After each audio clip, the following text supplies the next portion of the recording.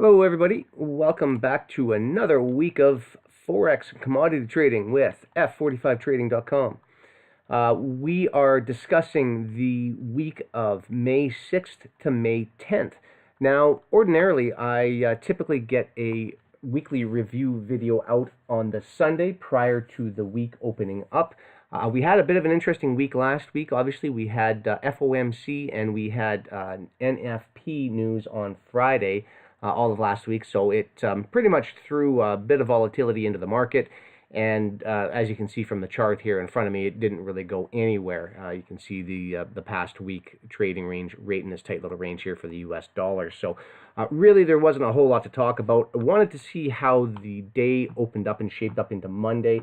And then I wanted to come in and do a live analysis as before the London Open session that I normally do and get that recording out to you guys. So I wanted to do it a little bit earlier, but unfortunately, just with my day and my schedule, I wasn't able to get it out as soon as I wanted to. So with that being said, let's jump into the charts here and start off with a little bit of news. So I'll bring up Forex Factory here.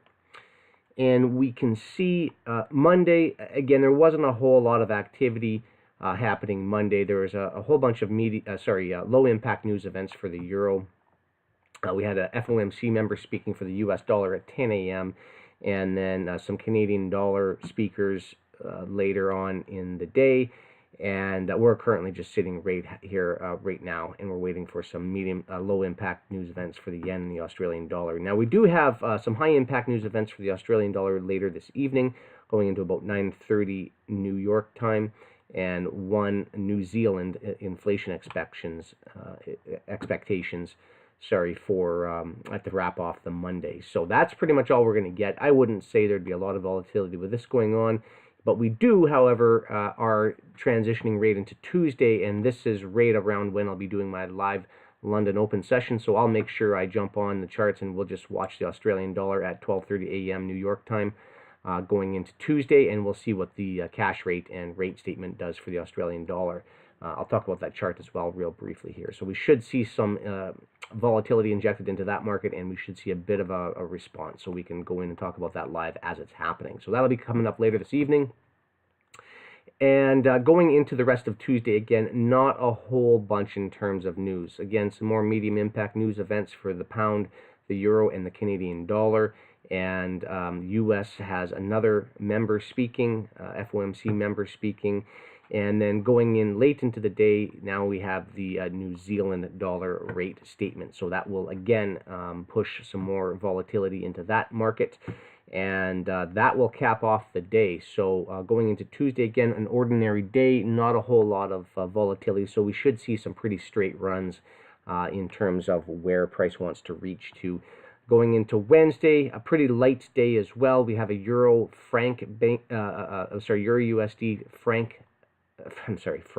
French bank holiday. The franc will be on hold for trading for Wednesday. And again, not a whole lot of news to speak of for Wednesday. Another FOMC member speaking for the US dollar at 8:30 a.m. Wednesday. Apart from that, a pretty quiet day, which brings us into Thursday. We now have the Fed chair finally speaking on Thursday to wrap it all up. And we have a Treasury currency report. So I would imagine that this will probably push a little bit of movement into the charts for Thursday, and starting it all off with a Canadian trade balance on Thursday at 8:30 a.m. New York time. So we can look for that, obviously, to position ourselves correctly in the market on Thursday. And then wrapping up Friday, we have a whole bunch of pound sterling news at 4:30 a.m. We could catch a good trade on that one. And going into New York Open at 8:30 a.m., we have the Canadian dollar and some CPI core news out for the US dollar. So that will wrap up the trading week. And as you can see, pretty light news volatility starting out in the week and wrapping up with some more heavier news impacting releases coming in Thursday and Friday. So jumping into the charts, what is that all going to mean for us? Well, as you see, this was FOMC and NFP on Friday, and this was Monday's candle right here. So we basically haven't gone anywhere since last week from the volatility that was injected into the market here going down into FMC, which basically just swept underneath this interim low here and rejected immediately. And then NFP on Friday was shot price up, just failing to get above this high here. And then again, we're just sitting right in the middle. So very similar to what we saw here, where price was running sideways for about a 3-week time period until we finally saw a nice shot above the market, taking out this old high from previous months and really not going anywhere. I was hoping, I'm looking for a level, and I'm sure we all have this on our charts, but I'm looking for a level up to 98.40 for price to come up to and tag off. If we just fell short of that in here last week, or I'm sorry, 2 weeks ago, and price has steeply fallen off since. So I'm not too sure if we're gonna. I'm hoping we're gonna see price finally expand up in here. What it is doing, it is definitely staying above this level here. You see how price is really spending a lot of time consolidating in and around here. I like how we are staying above that. So as long as price is staying above that, I think there's a good chance that we could shoot up into the 98.40 level. And long term, my level, I like this old high right over here getting run out and potentially seeing up to 99, maybe even the 100 figure on the upside if we get that lucky. But we'll worry about that one later. For the time being, we're just sort of stuck in the middle of this range. Again, anything over this green area here, I'm going to remain bullish. Anything below, we can remain bearish. Or sorry, we can switch our focus to bearish. So going back to a daily chart, you can see here, you know, I really don't, I would tolerate them coming down under this area here to rebalance, but I really don't want to see them go any lower than that. So again, my line in the sand, if we do come into this green shaded area here, is about 96.60 on the low side. I don't want to see price go lower than that. If it does, we can switch our focus to bearish and target this low here and these subsequent lows to follow. So as long as price remains above that, we should seek 98.40 and higher, I believe. So I honestly think FOMC last Wednesday ran down, and I don't think we'll return to that. I hope we don't. But if today was any indication, they could stagnate price for a little bit longer. I'm not too sure what they're waiting for. We're already May, and I would hoping that we would be seeing price expanding nicely one way or the other. Haven't seen that yet, so we'll just have to be patient until they're ready to do that. If we go back down to a hourly chart, you can see that I'll put the day dividers on. You can see this was the big push off of that low and swept underneath these lows here from FOMC last Wednesday. You can see that there. So they ran the short-term lows underneath there, as you can see, quite nicely. So I would assume that that range is filled. I believe, you know, honestly, if they wanted to come down there, that they would have done it on potentially Thursday or Friday of last week. And then you can see the sharp retracement after FOMC news was released.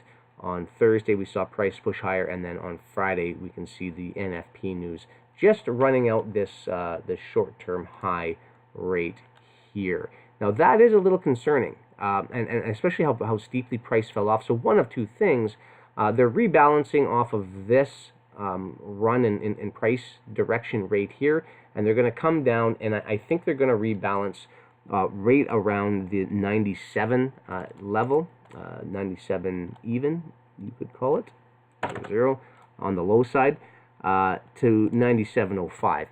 I believe that's an area where if we do see further decline, we could see them wanting to run back down. There is a little bit of a gap right in here, which was filled with that FOMC news, of course, but they haven't traded back down to that efficiently, in my opinion. So they could certainly come down and run that. Obviously, what's going to change that is if we don't lose the low from Friday, then we'll just see them probably keep pushing higher. We do have a gap up here created from Friday that they have not filled yet. I'll zoom in a little bit here so you can see that a bit better. So you can see here we do have a small gap, and I don't know when that gap's going to be filled. I would like to see them come down first, fill this range in here, and then fill that gap in. And in my opinion, if they do that, then there's a very good chance that we could see a run above this high here. So, but again, this was today's candle, today's trading range. It really didn't get anywhere. unfortunately. So I'd like to see going into Tuesday where they want to head. We can trade it either way. Obviously, if price starts running higher and we get above the, if we start trading into this sort of area of price right in here, and we'll say right around here, if price wants to come higher than 97, call it 97.35 to the upside. That would be a good round number to look at. If I see price wanting to trade higher than 97.35, then we can obviously look at setting our sights long and for this gap fill here, and they may want to make another push up to the 97.60 level on the upside, potentially. Just as an upside target, they may just fill this gap and then fall over, or they may keep running higher. So all I'm looking for is just a small move right here going into Tuesday. Now, if they come down and hit 97, then I'd be looking at them, and I don't believe they're going to get all the way down to 97, but maybe 97.05, 97.10, somewhere in there. That could be a potential target. I'd be looking for that to act as support down here, and then hopefully we see price starting to run higher. Okay, so and again, if it wants to run lower than 97, I gave you my levels lower that I'd be looking for, but I would hold off. I wouldn't be getting long here until I saw price convincingly make that last downward push, reject, and then start climbing higher. That's when I'd be looking at taking long ideas on the US dollar. And obviously, if we're long on the US dollar, we can go short into foreign currencies, EurUsd being one of them. Very similar price action as what the US dollar was doing, except it didn't fluctuate as high as what the US dollar did on FOMC. You can see this was last Wednesday's trading in here. Or sorry, right in here. Let me take the data divider off so we can see that a little bit better. So we saw FOMC run these highs here, which I like. I like how they came up and just grabbed those highs right in there. You can see the top of that wick just popping above, rejected instantly, and we've seen a run lower. And then this was obviously NFP news on Friday, which we saw that rejection. So a little bit of mixed signals in here. I am hoping that this was the high and that we will see further prices lower. Again, on the downside, very similar to the US dollar, we have 110.20. I've been talking about that level for a while. I think that could be a target. This was the fake out swing, failure swing higher to get above here. And I think we're going to see price pushing lower. So I'll drop down into a lower chart here. If price wants to push up to 112.30 on the high side, that's sort of my line in the sand, very similar to what the the US dollar is doing here. I don't want to see it go much higher than that. If we go higher than 112.30, then there's a very good chance that we could come back in here and fill in a little bit more price range between these highs here and here and these lows in this consolidation level. And that basically just comes in at 112. Just get an even level on that. 112.75 to 112.80, we'll call it. Now, if they really want to start gaining some momentum, and this is the low in here of the week, then there is a good chance that they could come above these two equal highs up in here and run up there. So if that happens, then obviously this was the low that was created on Friday, and we're just going to see them drag price all the way up. And if that happens, then again, the US dollar will see prices probably erode lower than the 97 big figure level that we're looking at there. And if that's the case, then we could even trade all the way back down to here. So again, EurUsd should tell us fairly quickly. But I am looking for continuation on the upside for US dollar, which would be continuation on the downside for EurUsD. And I'll just point your attention to this little area down here where we do have a bit of a gap that was created from last Friday, right down in here, and that comes in about 11.65. So we could see them come down to hit that. I would rather see them come up to 112.30, reject, and then run lower. And in that case, you could make an easy run for the 11.65 level.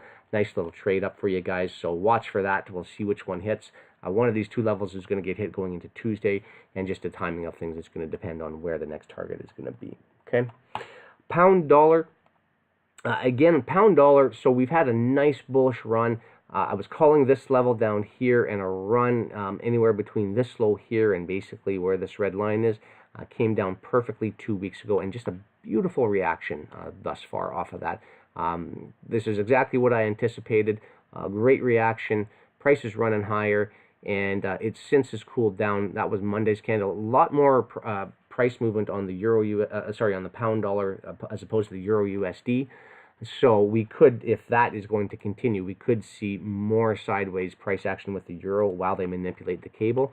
And they came all the way down. I said I wanted to see them touch off on this previous candle's high from last week, and they've done that on Monday, and now we're going to see what happens on Tuesday here. I don't really want to see them going much lower than that. I'm going to drop down to an hourly, though. So long story short, I think we could see them continue to move prices higher, but they may want to rebalance a little bit lower. I was calling this level first here. I want to watch and see if they want to come lower than that. Then I believe they may want to rebalance back at the 129.50 level. And I'll just try and get that back up there. Call it close enough. If they want to come all the way down there, I wouldn't anticipate them wanting to go lower than here. We could look for a potential bounce at that level higher. But it's all going to just depend on what happens going into Tuesday's trading, if this 130.50 level will hold up, or if they want to go through that. So that's what I'm going to be watching for on the cable. But going forward, like I say, I think there's a good chance that they could run it all the way up to 133.80 as a minimum on the upside. Nice reaction thus far. I would expect this to continue higher. And if they are going to be pushing this higher, then obviously they're going to be manipulating the pound dollar.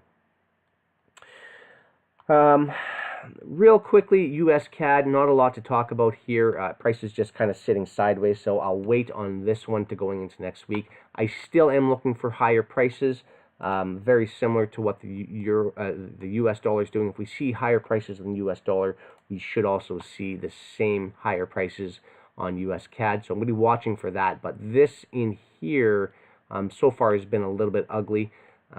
These two lows right here traded back into this old consolidation level very, very nicely, and I would hope that they would stay above that level there, but they're not real convincing that they want to push and shoot to the upside very quickly. So price is getting very, very wicky in here. You can see all these high wicks to the upside. That's typically not very indicative to bullish price action, so we could see them want to trade lower. So I'm going to hold off on anything on the US CAD for now until price actually decides to make a decision. US yen, look at the big drop and the big gap. I'm anticipating this gap to get filled. We'll just run back down to an hourly. Price tried to just about get up there on Monday's trading, but this is so far where they capped off price, and I think this range in here will get filled. We got about 35 pips, not too far away. There's another little bit of a gap here. Very simple, though. If we see continued higher price on the US dollar, we should see it drag the US yen back up. But just keep in mind, we have a bit of a topping pattern in here, and you can see the runoff. They did a nice job of running stops lower, and they could have rebalanced in here. This could be the low, but I'm not going to elect to trade the US yen until, again, we see it start to get back in line with what the US dollar wants to do, which means making new highs, pushing to new levels that it hasn't seen. So again, this could just be the rundown until that happens, but and could be a good opportunity up in here to catch a bit of a long going higher into the early part of the week. But I wouldn't get too creative with this. I'd be in and out very, very quickly with these guys. Australian dollar, this was all the rate announcements are coming out tomorrow and into early London open trading for Tuesday. So you can see they ran the lows here and here on Monday, really rejected quite strongly. Still a big gap in price currently, and I'm going to do the watch this live as it happens and as the trade takes place on the Australian dollar going forward. So I think there's a couple opportunities on this pair, and we'll just elect to show that and display that there on, discuss that on the live session going into London. Okay, and then oil. Oil, as I mentioned, it was topping out in here, and it was due for a nice deep retracement. Did see a pretty deep retracement so far coming under these lows from this consolidation level and these lows here. And then going into, and let me just clean this up here a little bit. We saw price stab down to just about the 60 level. The low came in, sorry, it was exactly 60.02 was the level. So perfect delivery, came right back in and slammed back into the highs of that consolidation level. So far, rejecting quite strongly. So we're going to see what they want to do. Again, price created a bit of a gap here from Monday's closing to Tuesday's opening. I would hope to see higher prices on crude oil, but we don't know yet. There's a lot of instability in the crude oil markets. So just be careful. If you don't see price wanting to get above this consolidation area here, they could just simply want to run back up and then dive again for new lows. And we've got a couple equal lows right under here that I'm looking at that potentially could pull price down to there if they really want to start taking a dive. However, I'm hoping this is the low here. Hoping they rebalanced at 60, and we're just going to see higher prices from here. So again, I'll do a deeper analysis on this for our members going into the live session into Tuesday. But for now, you'll just have to watch the crude oil market until I update you again with these weekly recordings. But again, I don't. If I see price coming down past the 60 level there, there's a good chance they could rebalance. So just watch out on crude oil. There's still lots of room for this thing to go lower, and I wouldn't necessarily. I am bullish crude oil long term. I think we're going to wind up around the 70 level, but for short term, for the next couple of weeks anyway, we could remain bearish to sideways price action on crude oil. So just watch out for that. And that's all I'm going to discuss for today. This recording's been long enough. So again, I apologize for not getting this out on Sunday. For all of you that typically watch this and look forward to this every Sunday evening. It just, with all the news from last week, I wanted to wait and see where price was opening up and what we were going to do. So we see that now. And again, if you want to see more of what's to come, then jump on f45trading.com. Go ahead and check out our website, and there's plenty of member options there. There's a 7-day free trial period for us if you want to come in and check us out, see what we're all about. We've got a chat room, we've got live expert analysis, we've got live trading webinars, and we do the whole bit. So there's even coaching packages on there if you're just getting started and new to trading and want to learn more. We can help you out with that as well too. So thanks very much for your time, everybody, and we'll catch up to all the members in a few hours going into the live trading, and for everybody else, we'll see you next Sunday. Thank you very much.